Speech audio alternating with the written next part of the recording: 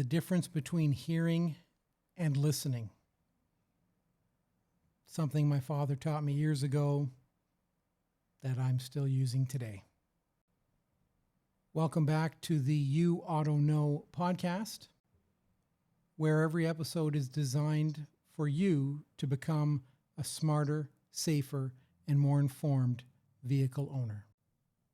I'm Mike Urban, your host and owner of Urban Automotive in Oakville, Ontario, Canada. After 22 years of owning my repair shop, I've come to realize that some of the biggest stories that I've shared with clients didn't begin in the repair bays. They began in my father's driveway. Today's episode isn't fully about cars. It's about listening, or more accurately, why most of us don't. So let's get started. So my father had me later in life. My mother, and my 4 sisters had recently moved into a brand new home outside of the Burlington area. And the neighbor next door said, well, new house, new addition. And shortly after moving in, my mother fell ill, thinking it was flu because she had flu-like symptoms, was sick in the morning. Went to the doctor and said, well, your flu is 3 months in and it'll be coming out and you'll be through with the flu in February. So at the time, my mother was 37 and my father was 40. And this was 1972. So it was considered an extremely high-risk pregnancy. Needless to say, long story short, everything worked out. I came out being 10 pounds plus weight, and my father had an infant at the age of 40. So through my adolescent years and teenage years, by the time I was 20 years old, he was 60. So a lot of my friends mistook him as my grandfather. And I would just reply back, no, that's my old man. And it was not intended as a derogatory term at all. It's what he called himself. He would say, come on, the old man's got another project. Let's go. So it was in no way, shape, or form disrespectful. Some of my earliest memories and fondest memories are being a very young age, and we're talking like 4 years old, I think is my earliest recollection of following him around. When I was old enough, I was able to carry his toolbox, but we would go out, fix the cars, work on projects around the home, plumbing, electrical, what have you. And I was in charge of holding the flashlight. And I realized very quickly at an early age, and as time went on, I wasn't very good at holding the flashlight because he would get very upset with me for not holding it correctly or paying attention. Apparently, I had a knack for shining the flashlight everywhere but where it was needed. And regardless of whatever the project was we were working on, the old man would say, Michael, listen and pay attention to what I'm doing. Watch what I'm doing, and why don't you ever pay attention? You need to listen. Listen to me.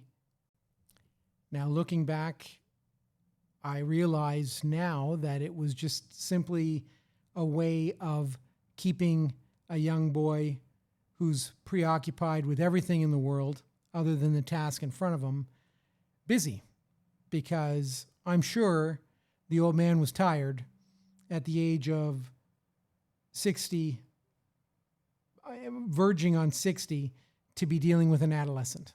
So as time went on, I would have to be the one that would be turning the wrenches and undoing the bolts, where he would be the one giving the guidance. And I still had problems listening, apparently. So from those adolescent years of helping the old man work on the cars and work around on the house. Fast forward almost 20 years. I'm 23 years old. I've just been promoted by the retail chain that I worked for to be a manager in Niagara Falls. Now, this is the first time that I had ever left home. I was 23. I'd lived my whole life at home. Some would say a very sheltered life. Very true. I had zero experience of anything really in the real world. And I was in for a shock because I got promoted and had to report on the Wednesday to the retail store where I was now in charge of almost 100 people and manage a store that did $4 million in sales at the time and have to learn to be an adult. And I was thrown in the deep end very quickly as a result of this. Now, I was very proud to announce to my old man what this company was paying me as a salary every year. But the downside of being management, if you've ever known anyone who's a manager, I'm sure it's still the fact these days. I'm not 100% sure, but back then, managers got paid once a month, and it was at the end of the month. So at the start of the month, you were broke because all of your bills were paid and everything. All your money came at the end of the month, and you had to pay all your bills. And by the end of the start of the month, you were done. So anyone who's ever started out in life or has any children that started out in life, you know the story. Get the apartment, have to pay first and last month's rent, have to get all of my utilities set up, again, usually first and last month, have to get the essentials, cooking utensils, furniture, like the bare essentials. And I came to realize very quickly that I had no money. Once it was all said and done, there was no money for food for the month. And of course, I panic. So the first call I make as soon as my landline for my phone gets hooked up is to Mom and Dad. My mother answers the phone. I tell her my woes, start crying. She, of course, starts crying. My old man comes over to the phone. Of course, he's in the vicinity of where she's talking. Why are you crying? Who are you talking to? Give me the phone. So understand, I'm frustrated. I'm scared. I'm in over my head. I'm faking it till I make it, basically, at this point. None of my staff know what's going on in my life, have no idea what I'm going through, and the stress is at an all-time high for me. The old man grabs the phone out of my mom's hand and says, "Listen, mister, I came to this country at the age of 21 years old without a penny in my pocket. And somehow I managed to start a family, raise 5 children, and try to give you lessons in life on how to deal with situations exactly like this. I know that you didn't listen all the time, but I sure as hell hope you listened some of the time. And since you are making more money than me, and I've been working at my job for 35 years, I know you'll be able to figure something out. And I wish you all the best. Goodbye."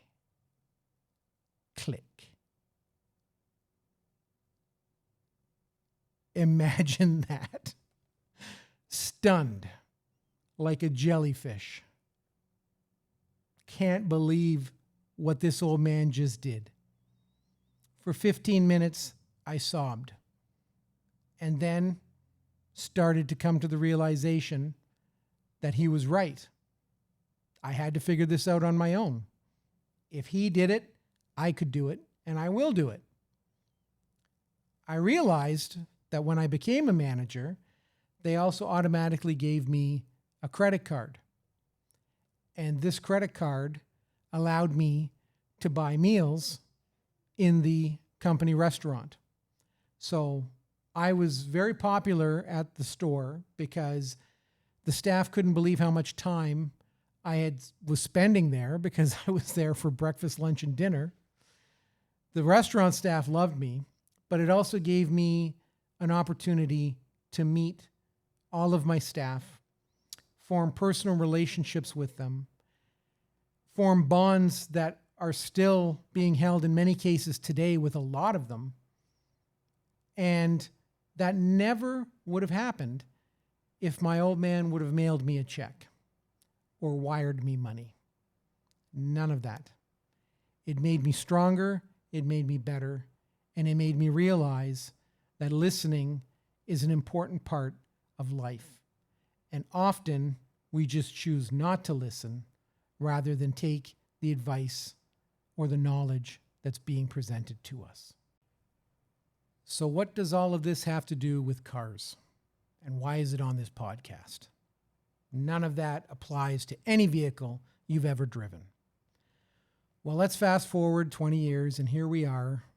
I own a garage where I tell people every day advice. And do they listen? That's the question. A customer sits across from me from my desk and says, "It's only a little noise.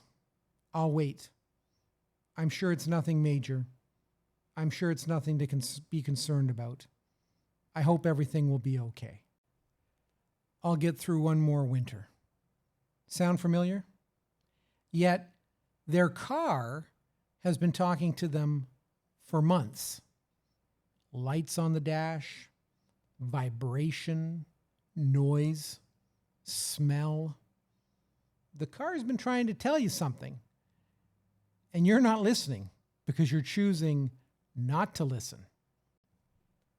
Fluid leaks, loss of power. The car is talking to you. The car is trying to tell you something. The problem isn't that the car is failing without warning. The problem is that people are choosing not to hear what the car is telling them. The older I get, the more I realize that cars are not unique. Our doctor tells us something, we ignore it. Our spouse tells us something, we ignore it.